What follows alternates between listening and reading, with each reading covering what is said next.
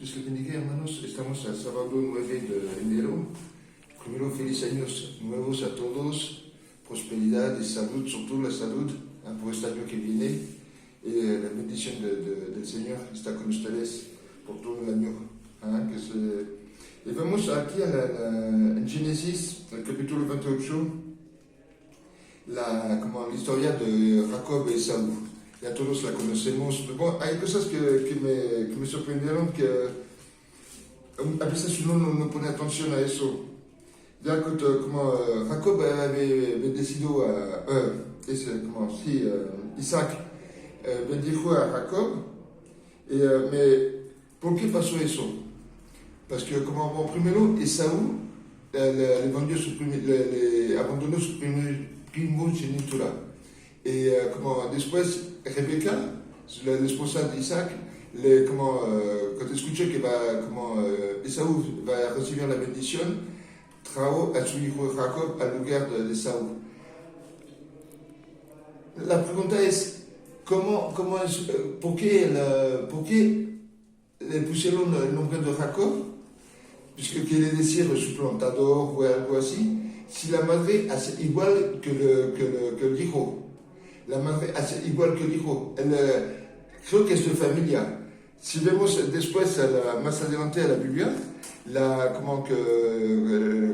su hermano Labán, su hermano de Rebeca Labán, hace lo mismo con Jacob. Pero al principio, las cosas es que Jacob recibe la bendición,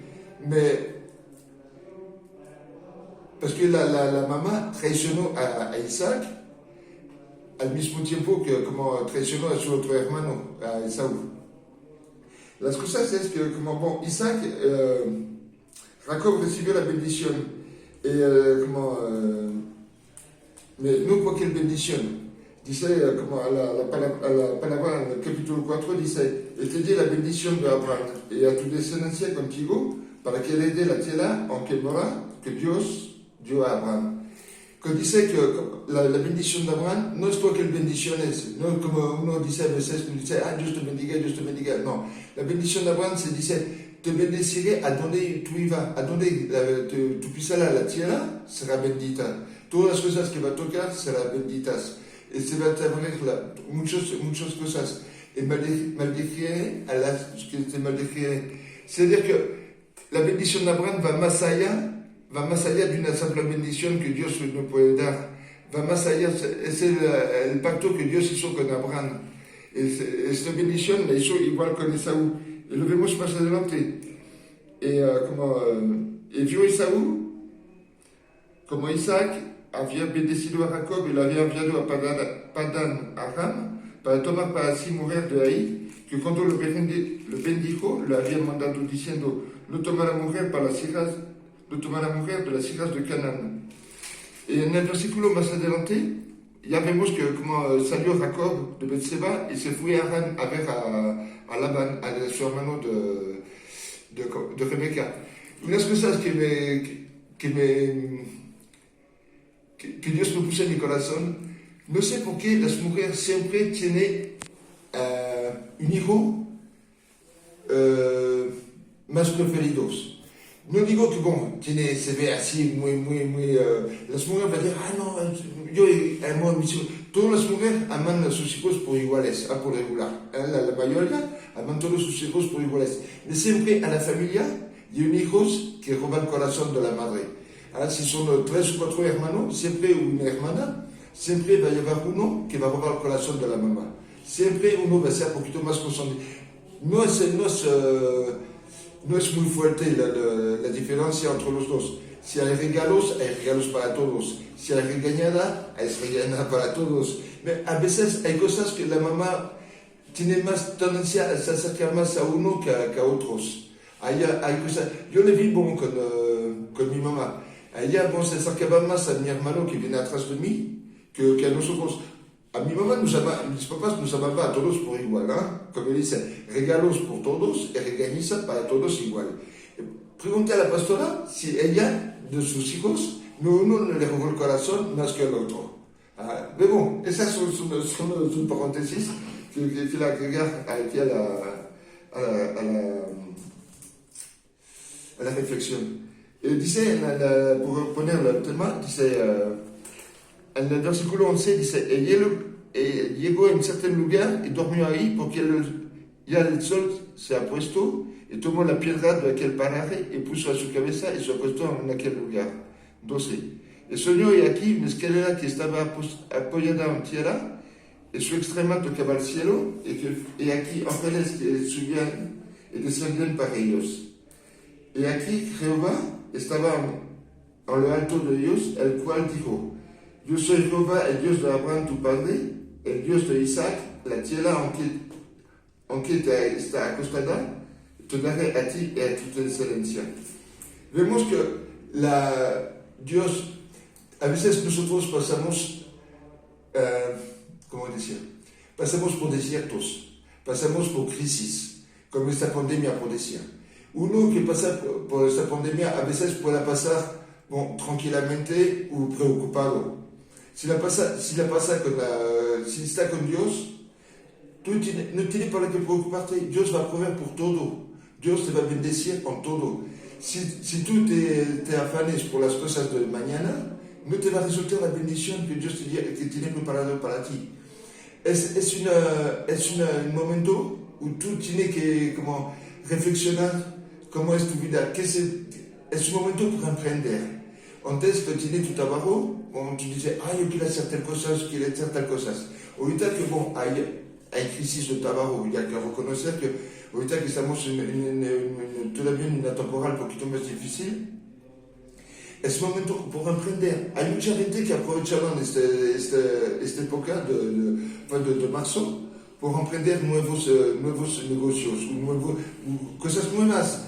Que hacer trabajo de pintura, o arreglar su casa, o hacer trabajo de jardinera, o cosas así. Pero a veces cosas sencillas, a veces cosas que no podemos hacer cuando uno está ocupado en el trabajo. ¿Por qué? Porque se afana por el trabajo, se va temprano, regresa de noche y no puede hacer nada. Y no tiene tiempo para los hijos tampoco. Y aquí dice que dice el versículo 15, y aquí yo estoy contigo, y te guardaré por donde quiera que fuere, y volveré a traerte a esta tierra, porque no te dejaré hasta que haya hecho lo que te he dicho. Dios, las promesas que Dios le hizo, dice, te va a multiplicar. A Abraham le dice, te multiplicaré en buena manera. Es igual por su descendencia. Jacob fue bendecido al lomo de Abraham antes que Jacob nace. Él fue bendecido. Las bendiciones de Abraham, las bendiciones de su abuelito. Es un poquito complicado, pero así es.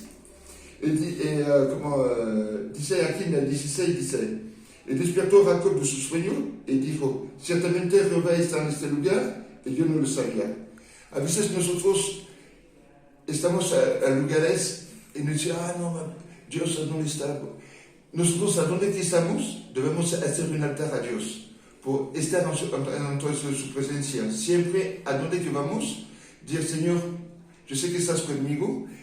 Hacer una oración, même si c'est une oración silenciosa, que ce soit la combi, que ce soit tu trabajo, que ce soit a donde que esté, hacer una oración y poner a Dios primero antes que nada. Y dice, el 17 dice, y tuvo miedo y dijo, cuán terrible es este lugar, no hay otra cosa que Dios, que casa de Dios y puerta del cielo. Y al terminar, dice, el 20 dice, e hizo Jacob votó diciendo, si fuera Dios conmigo y me guardaré en este viaje, que yo voy y me daré pan para comer y vestido para vestir, y si volveré en paz a casa de mi padre, Jehová será mi Dios. Esta piedra que he puesto por señal será casa de Dios y de todo lo que me diere el diezmo, apartaré para ti. Aquí vemos muchas cosas. Dice, si fuera Dios conmigo y me guardaré en este viaje. ¿Qué hace Dios ahorita con nosotros con la pandemia? ¿No nos guardas? ¿No provee a nosotros todos los días? no nos guarda de la enfermedad, no nos guarda de los accidentes, de las cosas que pueden pasar. No creo que haya una familia que le falta la comida o que le falta, o a lo mejor, bon, por un tiempo, pero bon, siempre va a haber alguien que va a tocar a su puerta, que va a traer una despensa, que va a traer un platillo, que va a traer algo de comer. No se va a quedar sin comer. Dios no te va a dejar sin comer. Dios no te va a desamparar. Como dice aquí, para comer y vestido para vestir. No viene nadie descalzado. Ahorita ya con esos fríos, todos, a menos que uno sea indigente, porque uno conoce a Dios, bon, même hasta los indigentes, ellos tienen, la gente provee por ellos también, cobijas, un plato de sopa caliente, una torta, bon, algo, dice, nosotros debemos hacer, dice el versículo 22, esta piedra que he puesto por señal será casa de Dios, y de todo lo que me viene, el diezmo apartaré para ti. Acuérdense que Dios, todos los que tenemos, lo debemos a Dios. Que sea poquito o mucho, acuérdense que lo que uno sembra, siempre va a cosechar. Si sembra poquito, va a cosechar poquito. Si sembra poquito, va a cosechar poquito. Hay una historia que dice, y había dos campesinos que sembraban. Uno en un campo sembraba maíz. Hacía un hoyo, metía una semilla, tapaba el hoyo. Hace 2 pasos, metía una semilla, así. Y después el señor vio otro campesino, él hace un hoyo y metía 3 semillas al mismo hoyo y tapaba. ¿Qué creen que cosechó más? ¿Es el que sembró nada más una semilla o es el que sembró 3? Es el que sembró una semilla, se le dio elotes así chiquitos, así delgaditos, menudos, así. El otro que sembró 3 semillas, le hizo cañas así grandes y elotes así macizos, fuerte. A lo mejor no es tanto la cantidad, es la calidad, es el producto, la cantidad de la mazorca que tiene uno. Así quiero terminar esta reflexión. Dios le bendiga, que tengan un lindo fin de semana y nos vemos la semana que entra. Dios le bendiga.